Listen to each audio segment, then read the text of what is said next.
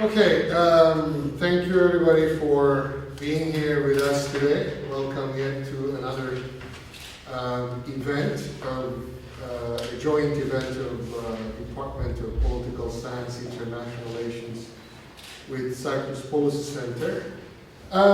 Today we have somebody who is not foreign to us. She's one of us. Of course, Vera Liubchak is going to be with us, and very topical case that she's going to tackle today, which is this unique relationship between Russia and Turkey, which some people qualify or describe as a conflictual cooperation. Just a couple of words before I turn the floor to Vera. Here you have a NATO member who is strangely, in a way, in alliance almost with Russia, who is buying S-400 missiles on the one hand, and then letting Russia, one of the foes of NATO, to establish a nuclear plant in Turkey, and also buying natural gas to the degree that it's almost like a dependent country on Russian gas. But nonetheless, there are also other areas where these two countries also clash. And together with Vera, and she is the main author, of course, this paper that we produced, and I got the chance to present this in the last ISA in Montreal. Unfortunately, Vera was denied visa by the Canadian government. Unfortunately, we have to put it into the record itself. We believe that this is a unique relationship that needs to be understood properly with the proper theoretical frameworks rather than easy fix sort of leaders level sort of explanation. So I have said enough as one of the co-authors. Now the floor is yours, Vera, so please. Okay. The topic is Russian-Turkish relations, understanding the unique conflictual cooperation. It is very important to understand Russian-Turkish relations because Russia and Turkey, together and separately, have a significant role in security in different regions, such as the Black Sea region and the Middle East and some others. As we can see in this picture, Russian-Turkish relations it's not aligned. They change from time to time, and many people, many scientists try to explain these changes. Some of them pay special attention to leaders, and they explain these unique relations by personal relations. They told that these two leaders are autocrats, they can even understand each other. Some are focused on so-called chemistry between them. But this explanation is not enough. Why? Because Russia and Turkey has a very long relations that also included changes. Russia and Turkey had wars in the past and had a very close cooperation in the past. So it was before these leaders, and I think these relations will be changeable after these leaders. So individual level is not enough for explanation. Other researchers pay special attention to economic relations, and they talk about dependence or interdependence in economy and trade. And just one picture that demonstrates that yes, economic relations are very strong and trade is very strong and it increased. But economic factor is just one of them that can help explain. But all these approaches, we have many other articles about Russian-Turkish relations that analyze some conflicts, some types of cooperations, but we try to analyze the situation more almost on systematic level, to look at the context. And to do that, we use combination of theory of power relation, power transition, and the theory of hegemony to analyze Russian-Turkish relations. This approach helps us to consider these relations in the context of ongoing changes in the world, and help us to consider how the vision of Russia and Turkey of their place in a change in the world affects the trends in its relations. Understanding these trends can help us to make some kind of predictions, maybe, about future trends. In this paper, in this research, we talk about several types of actors. We consider the United States of America as the world hegemon, Russia as a major regional hegemon with claims to world hegemony, and Turkey as a sub-regional hegemon with a claim to high-level regional hegemony. First of all, let's talk about some basic idea from power transition theory. According to this theory, satisfaction, one is the most important variable. According to this idea, we have two types of actors. We have hegemon and coalition, and they are satisfied with the existing status quo, the existing international order. And we have another type of actors that are not members of hegemonic coalition, and they are not satisfied. But they cannot influence the existing system until a certain time. But when the hegemon begins to weaken, coalition or countries that are not satisfied, they challenge the hegemon's coalition. They have different ways to challenge, and one of them is creating a coalition of countries that want to change the existing order, build a new system, or at least shake the existing system. So it's one key idea from this theory. And application of this theory to Russian-Turkish relations. So we have United States of America, European Union, that are generally satisfied in order, in the world order. And we have some other actors like China, Russia, Turkey that are not satisfied. And we have some changes in the world system, like rise of China as a potential hegemon, and we see weakening of the position of the United States as a world hegemon. In this situation, some players such as not only China, but also such as Russia and Turkey, claim a change in the status quo and try to raise the profile of Russia and Turkey on the world stage. And so already there is a power transition going on. Yeah. Relative decline of the United States and relative rise of China and relative rise of Russia, which makes this power transition possible. yes, and how can we apply more specifically to Russian-Turkish relations? If we compare periods of intensification of Russian-Turkish relations and increasing dissatisfaction, we can see some correlation, because from 2004 until 2014, we see intensification of Russian-Turkish relations that was we can see a lot of mutual visits, declaration of friendship, creation of some centers, a visa-free regime, and some other events.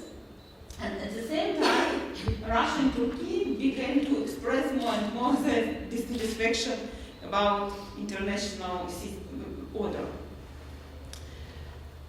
Later, from 2016 and 2022, we see another period of intensification of Russian-Turkish relations and intensification of dissatisfaction. And we can find maybe more clearly expression of this idea in Russian foreign policy doctrine of 2016, in ideas of Erdogan, the world is on the side, and many other, many speeches, many actions show us intensification of Russian-Turkish relations and their dissatisfaction. So Russia and Turkey want to change the status quo, or at least shake it, and for this reason they try to cooperate because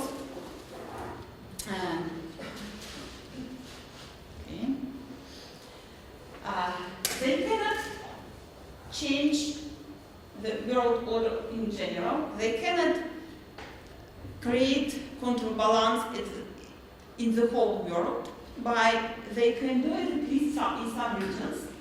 And we analyze situation around Black Sea region and Middle East. These regions are also attract attention of the United States of America and European Union. And Russia itself and Turkey itself, for separately, it's more difficult for them to create a counterbalance. So they try to make their cooperation stronger, because weakening of this cooperation can reduce their ability to resist the influence of the USA and the European Union, and finally reduce the potential of influence the world order. Then conflict between Russia and Turkey are not in the interest of both countries. Similarity of their profiles with a skeptical attitude toward democratic values, norms and institutions make this cooperation stronger, because actually, yes, they can understand each other easily.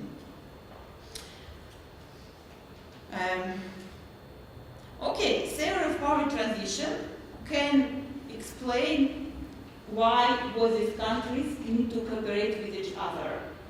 But it is not sufficient for explaining the conflicting nature of Russian-Turkish relations, because we know that they are not only cooperate, but sometimes the relations are very weak and they have tension.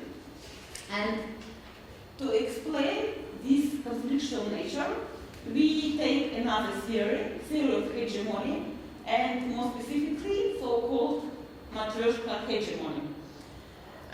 For people who don't know what does it mean, I just show one picture. It's a Russian toy Matryoshka. It's several dolls, different size, and yeah. So just for picture, according to Matryoshka hegemony, is not single level but multi-level. And according to this theory, we have several levels of hegemons: global hegemony, regional hegemony, and sub-regional hegemony. And these levels of hegemony can interact, forming a kind of matryoshka with each other. When all hegemons are at their own levels, they can coexist, and peaceful relations are possible. But when one of them tries to change the level of hegemony from sub-regional hegemony to regional, but we have another regional hegemony, or from regional to the global, this matryoshka balance is shaking, and it's a potential for the conflict. So when one of the hegemons tries to rise one step higher, or try to increase influence at the same place where influence of other actors are strong, conflict is possible. So how can we apply this theory to Russian-Turkish relations? In the Middle East and the Black Sea regions, multi-level hegemonic pattern has developed.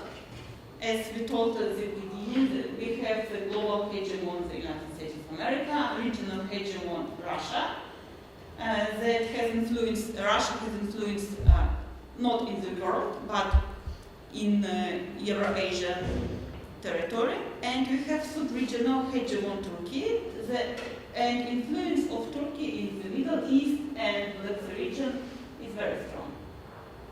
And because these hegemons have different levels, they can coexist. And they can coexist, for example, in the framework of the security policy in these regions. After collapse of the Soviet Union, Russia lost much of influence in this territory, and the United States of America tried to increase its own influence in this territory.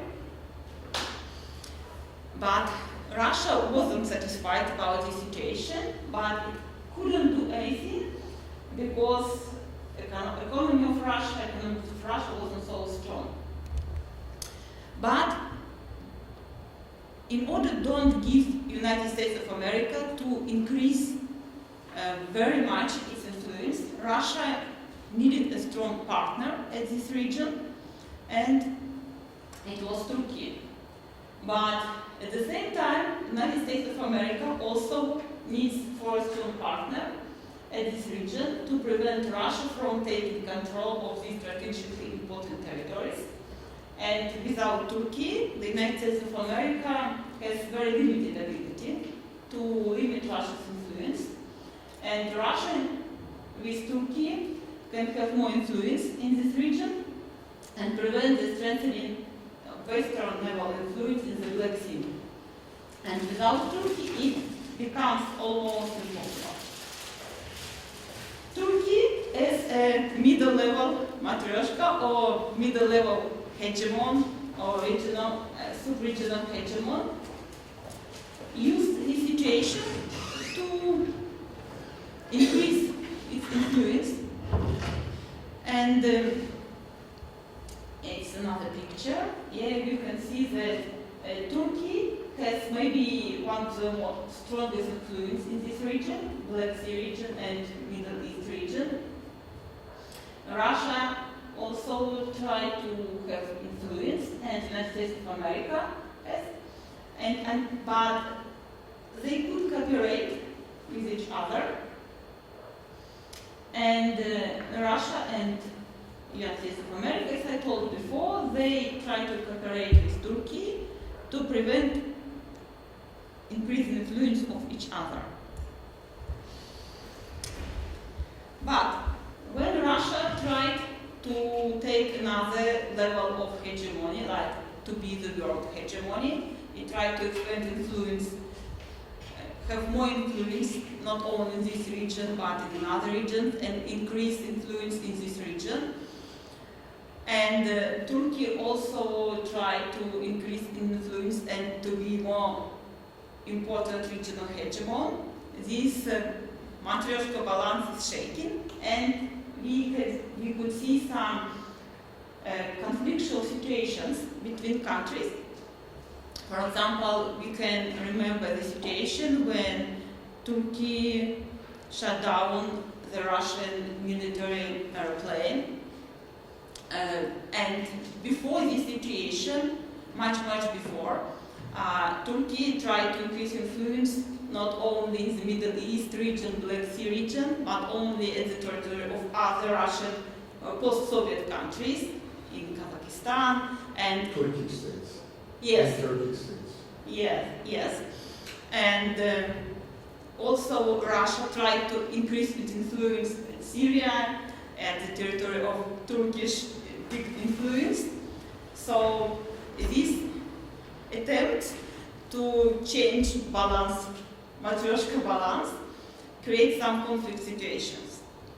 But because Turkey has this important position as a middle place between the States of America and Russia, and without Turkey, and both of Russia and the United States of America both needs Turkey. After this situation happened with Russian airplane, Turkey increased cooperation with global hegemon, USA, and kept its position in this region. But this long conflict, it was about 10 months. Turkey and Russia understood that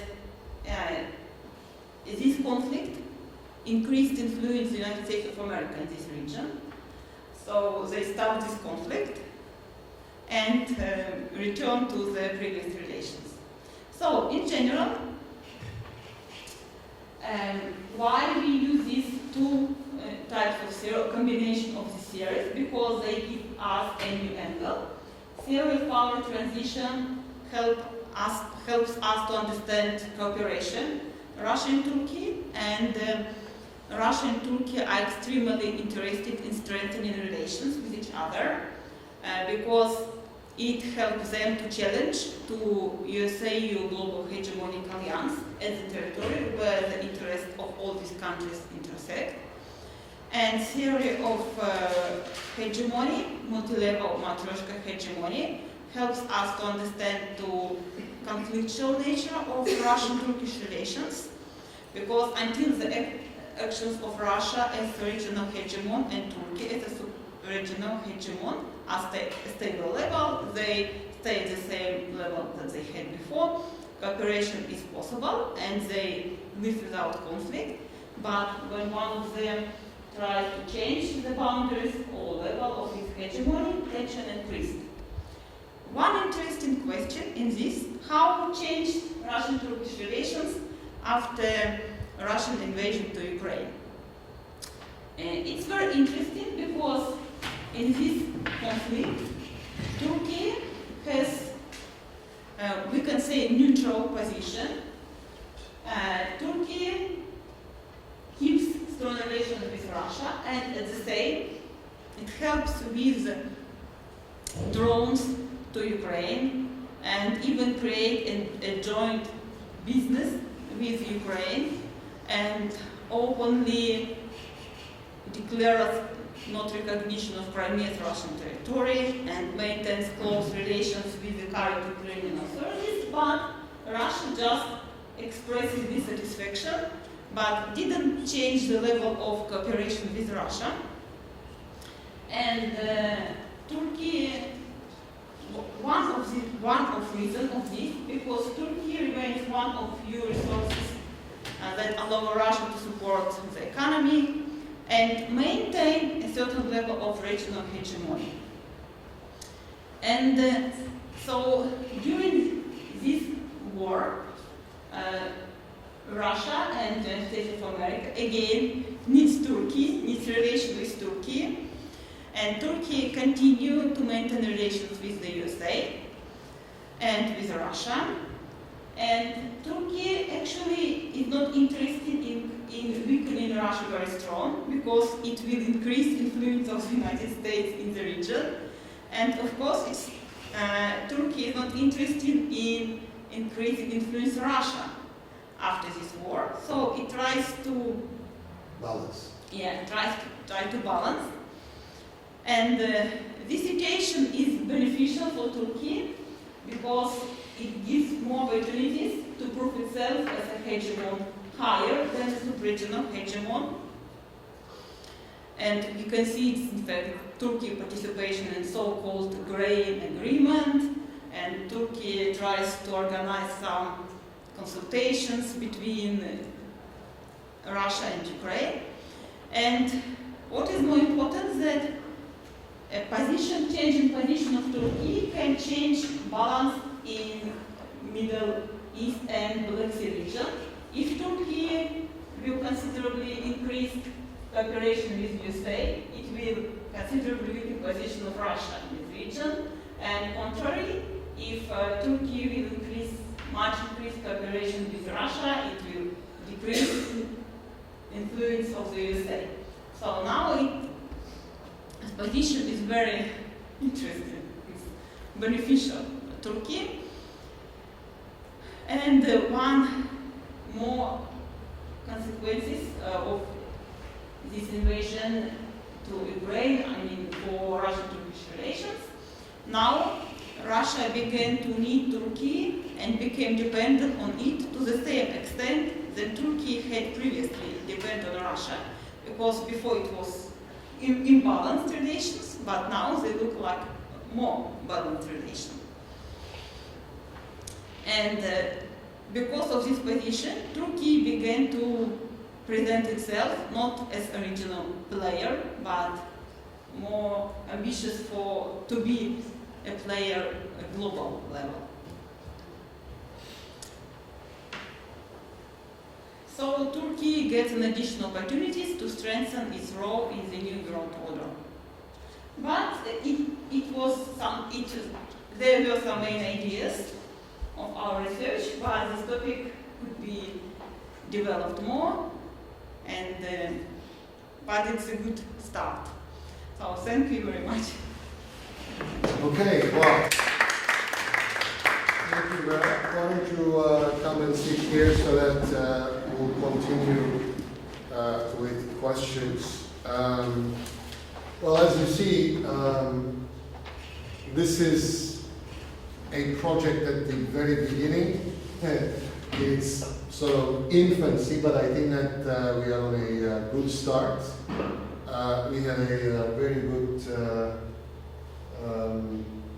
feedback and comments at ISA when I presented this, because as you see, a lot of Turkish-Russian related material produced so far.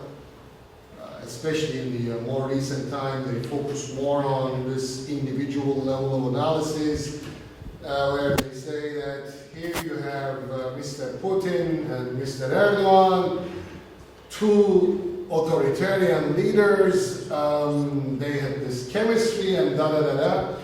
Yes, we think that that's important, but not enough to explain the picture in a more comprehensive way. Because that individual level of, let's say, cooperation is possible in so far that you also provide the systemic and regional levels of analysis where things can fit in a more comprehensive way. That's why we started toying with the idea of power transition theory, and I think that we are right on target on that. At least I am biased, maybe.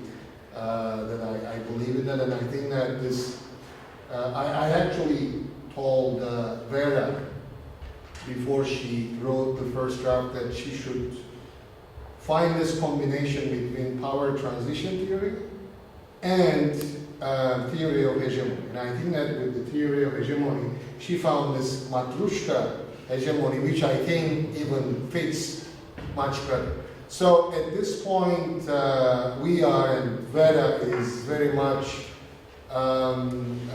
appreciate any kind of feedback that can come from you and others that will help us to sort of polish this research. Just have a question. Yeah, absolutely, yeah.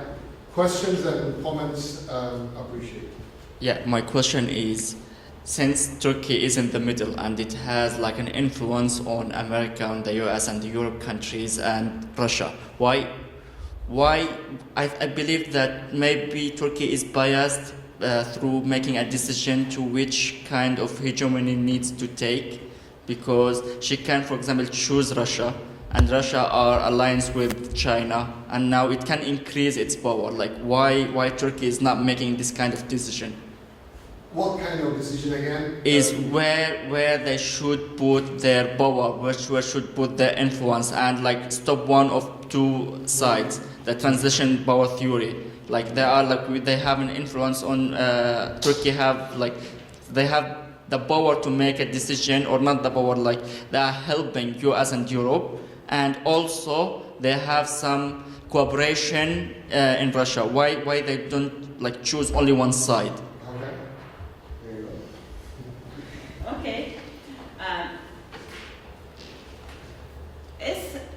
told, Turkey has own interests in the Black Sea region and Middle East region. And for example, if Turkey takes choose only Russia, it means that Russian influence will be stronger and stronger in this region. So maybe Turkey can lose its influence or decrease its influence. But when influence the United States of America and Russia middle, not so strong, it's more beneficial for Turkey. So for Turkey it's not beneficial to take just one position, because another strong player can considerably increase influence. Can I just add a couple of things here? Look, when you look at Turkish foreign policy in a continuum, the last, let's say, 100 years, or let's say since Turkey became NATO ally, a member of NATO since the 50s, it's been 70-something years.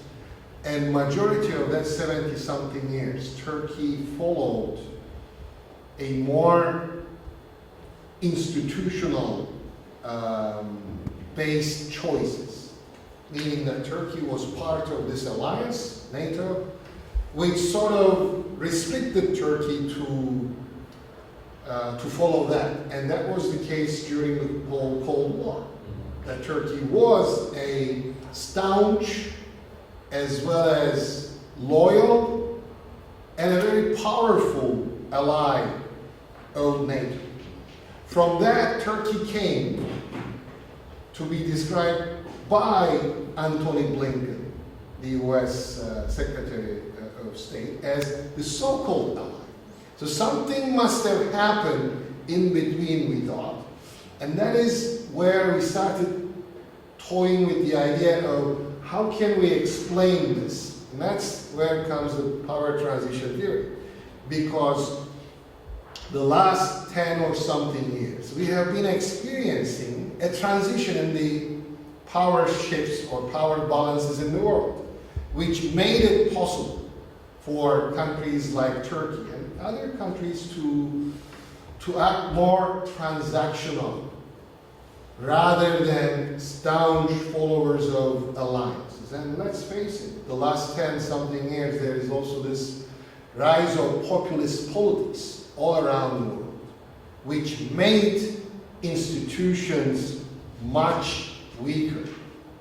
So institutional, rather than, let's say, very strong institutional alliances, a lot of countries started to do these more transactional-based, more flexible-based foreign policy in order to sort of exert themselves and increase their own power configuration in the world.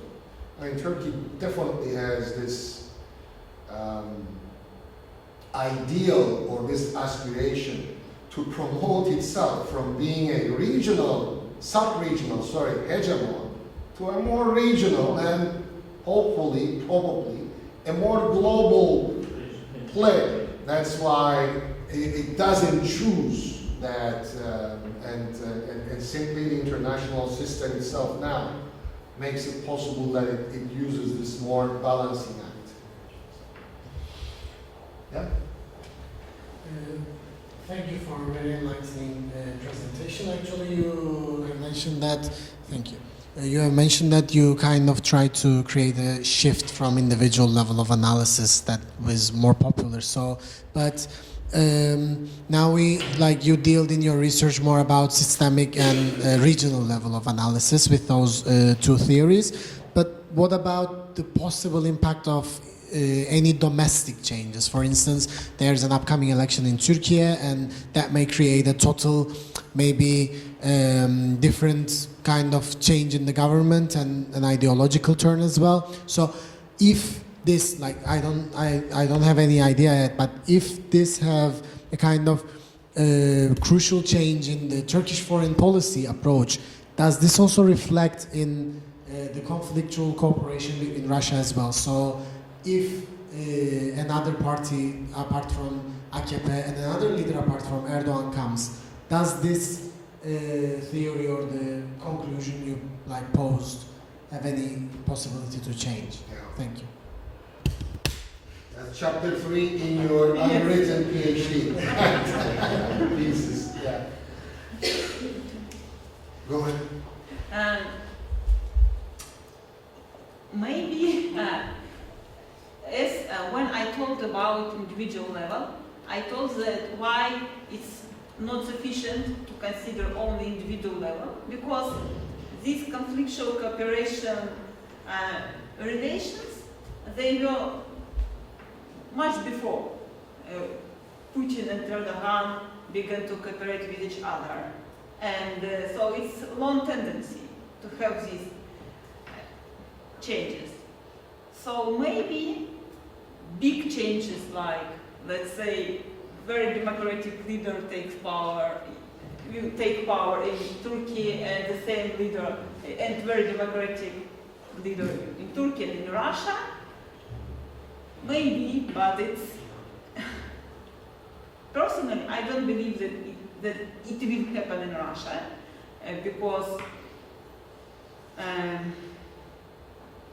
because of, it's not only leader, yeah, we understand it's some group of influence and style of thinking, etc. And ambitions of Russia, I think, are the same, and ambitious Turkey, I am not sure that they will decrease in the future. So, one of the claim that we did was that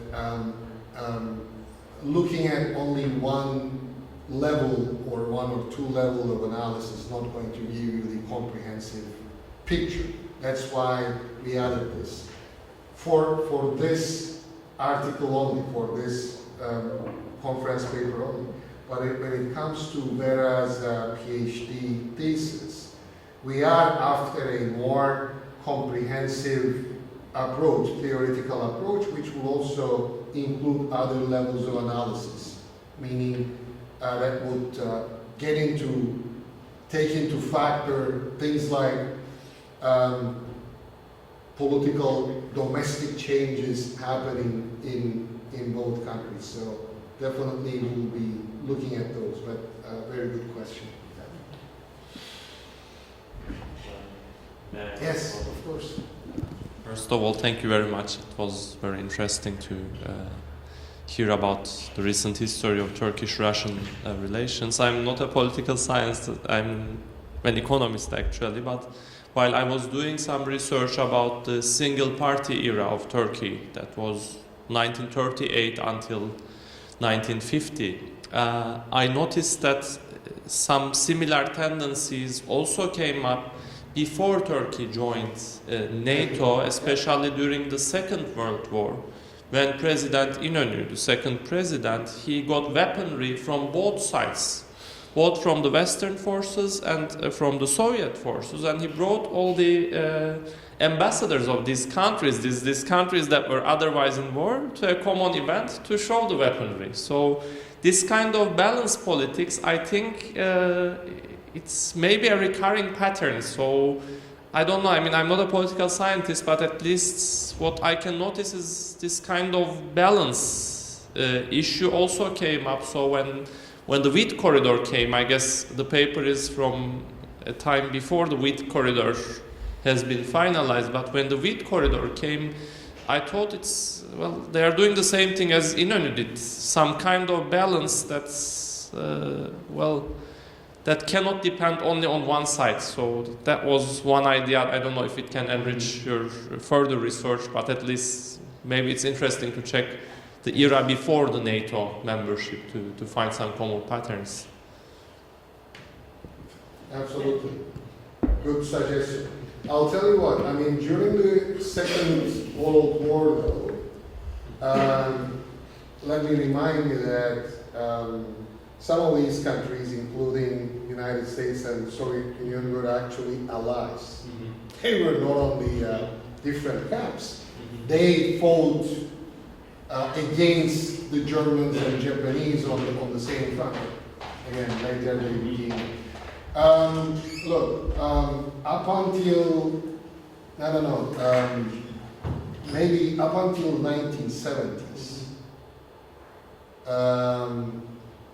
or mid-60s, I would say, Turkey did follow a more staunch, let's say, pro-NATO, faithful ally. And Turkey had always been faithful to NATO by also practicing NATO-operated or NATO-guided operations in Bosnia, Kosovo, and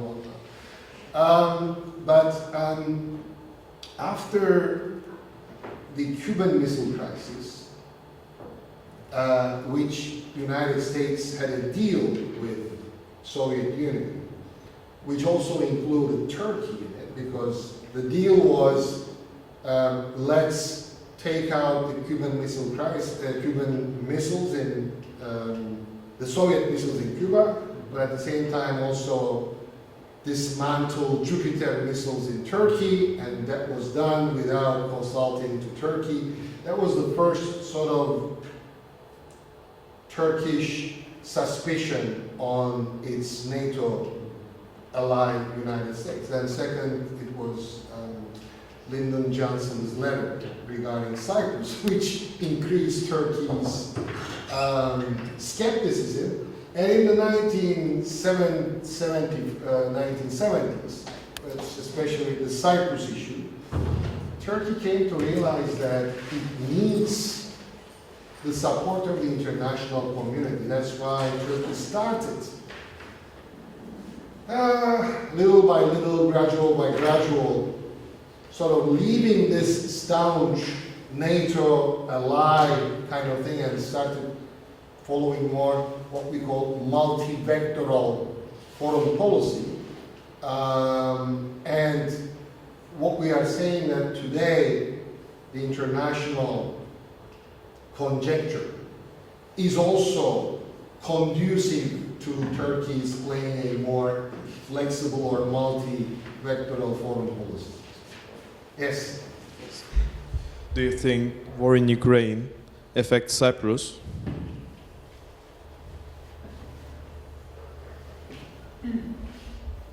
I'm not a specialist about Cyprus, but I think this war can change everything, maybe change everything. Okay. Do you want me to say Yes. something on it? Okay. Look, my optimistic sort of take on this, I believe that the war, the Russian invasion of Ukraine, to put it mildly, although I hate to say that the war, of course, has all these negative repercussions, but nonetheless also provides an opportunity, unfortunately. As a peace activist, I'm sorry to say that, but it also provides an opportunity for this part of the world, and I'll explain why. The war in Ukraine created this energy crisis, all right, which in a way accelerated the transition of fossil fuels to renewables, because as you know, the Europeans had this sort of goals that by 2030 and by 2050 they have to reach certain benchmarks, certain goals regarding zero carbon emissions and whatnot, getting into renewables. I think that the war in Ukraine and the energy crisis accelerated this already. Okay, so there will be more and more investment on renewables than before envisaged before the war in Ukraine. So that's one part of it. But still, in this transition period, meaning transition from where we are now until we reach to zero carbon emission full-blooded, let's say, renewables. In that transition period, natural gas, which is one sort of fossil fuel, more innocent one, is still important in the next 10, 15 years or whatever, which makes all these natural gas finds in the Eastern Mediterranean even more important as a substitute to the Russian gas. So in that sense, I think that after the election season is over, the election season which started with the presidential election in the Greek Cypriot side, now in Turkey, and then in the summer you have elections in Greece. My hunch tells me that after this election season, whoever is elected, because during the election you cannot get political animals, political actors to make concessions, because election season is where you sound very nationalistic and the rhetoric is there and whatnot. But I think that after the election season, I feel like that there will be more attempts to start to initiate a new initiative in Cyprus, or a new initiative on the Cyprus issue. Last year in November, there was this unexpected development, and I think that it has been dramatical, but not too many people are aware of it. This was the maritime boundary delineation agreement between Israel and Lebanon.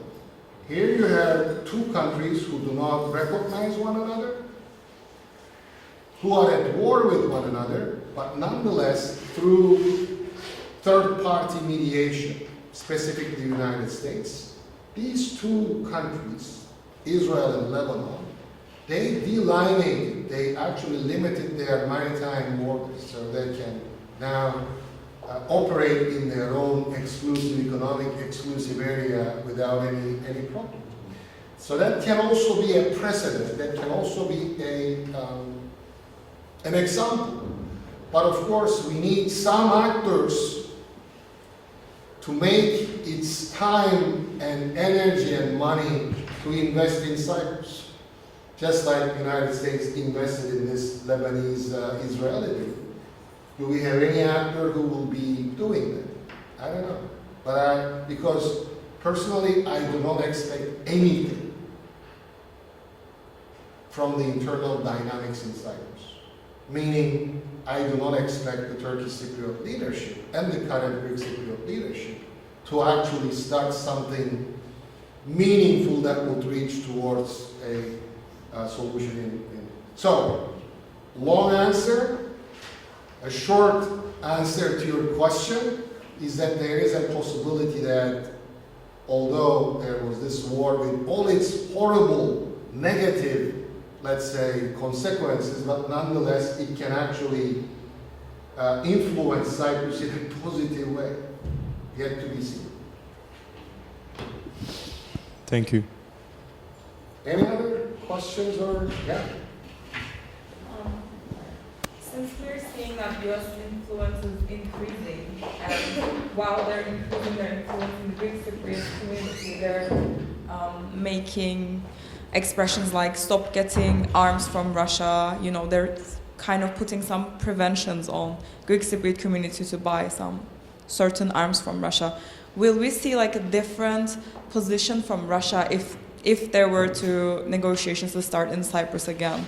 Would we see like Russia to give certain support like to the Turkish community, like on their expressions of like wanting a separate state, etc., as the U.S. influence is increasing there? Like, would we see a more supportive Russia for the TRNC?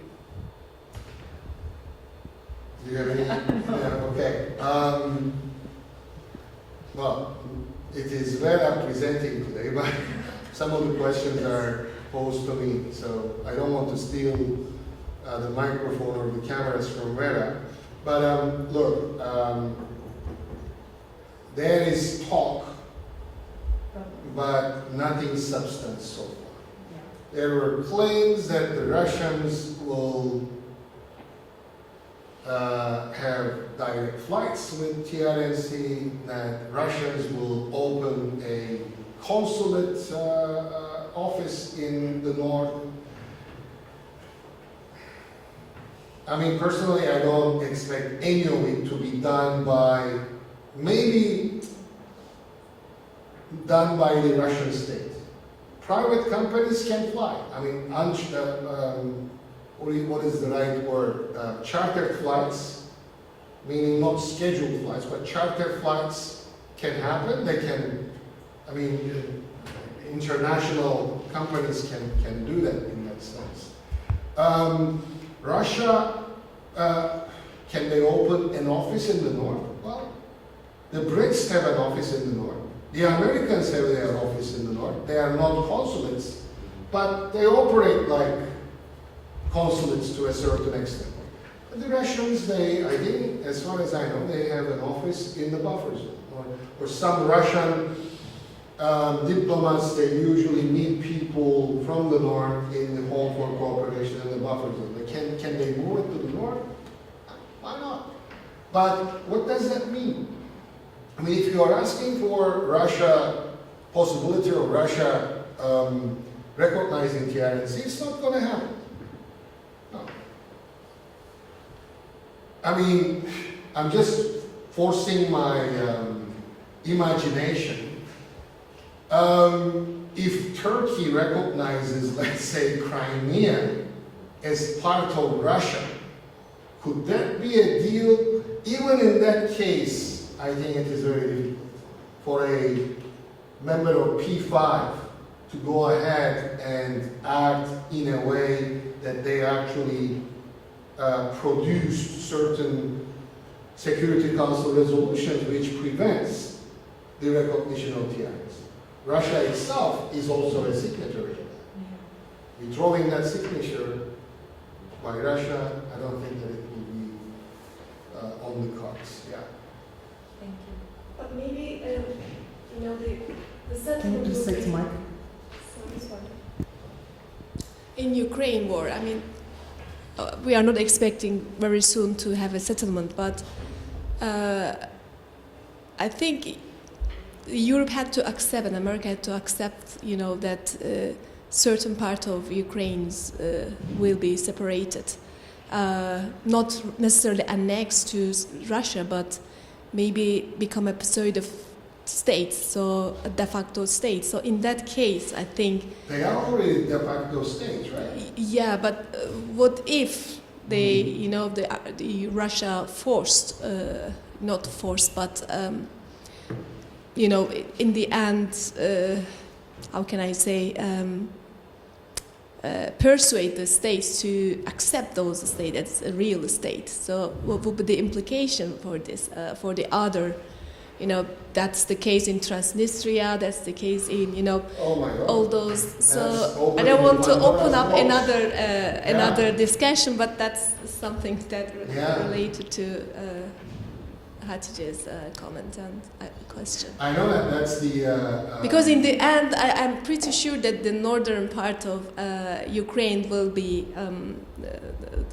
maybe it achieve its independence or will be annexed to Russia. That's the case. And I don't think that they will be given an autonomy or kind of self-determination, internal self-determination, but probably external one. So in that case, things can change, you know, concerning these secessionist entities in the world. I don't know. Any thoughts or any? I'm not a very good specialist in Turkish foreign policy, but I think it's not beneficial for Turkey to recognize any part of Ukraine as separate state or as a part of Russia, because Turkey wants to have balance and don't want to have conflicts, strong conflicts with other countries like United States, European Union, because it can decrease its influence and this balanced position. So just from this position, I think Turkey will not recognize any of this part. Two things there.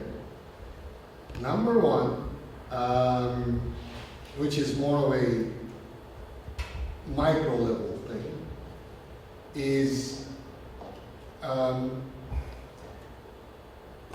Turkey, I agree, Turkey is recognizing any part of Ukraine as separate from independent Ukraine is not going to happen, I think.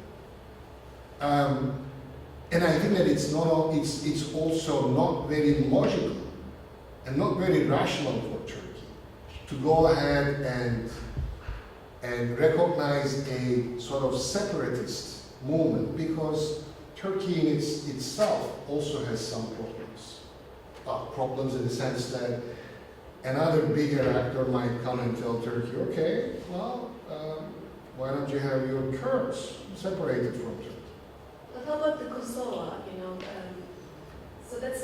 Well, the Kosovars are saying that we are a sui generis case, because the second part of my answer is very much related in a more systemic or more global level about the future of separatist movements.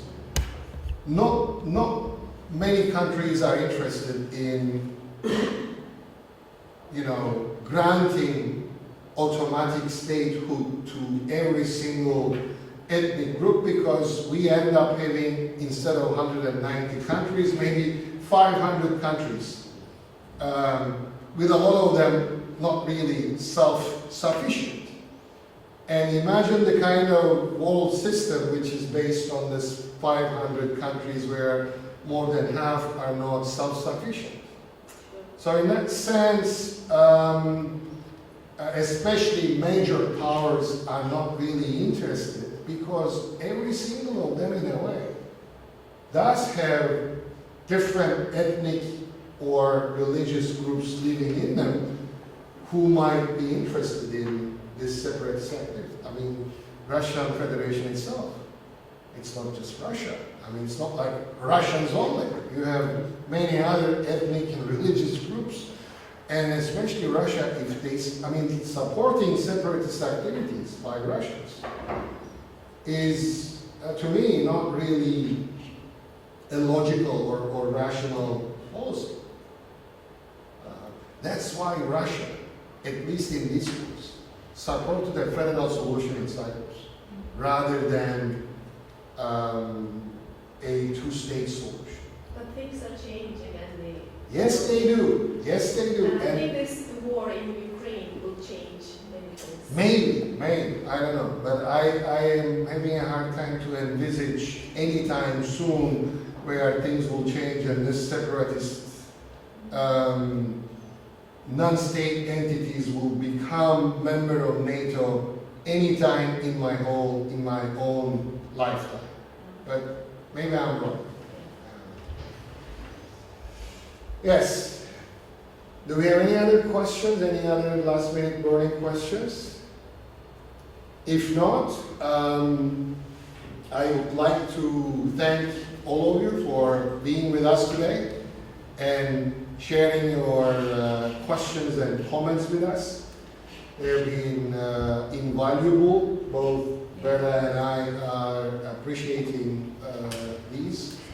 And thank you, EMU TV, for recording this, and hopefully Vera's presentation will reach to more people once the video will be online.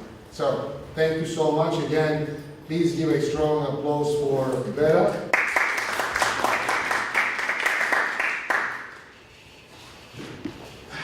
As always, what we do is, Vera, we don't buy expensive gifts, but as a token or appreciation, the poster of this event, well, where are we pushing us? Okay.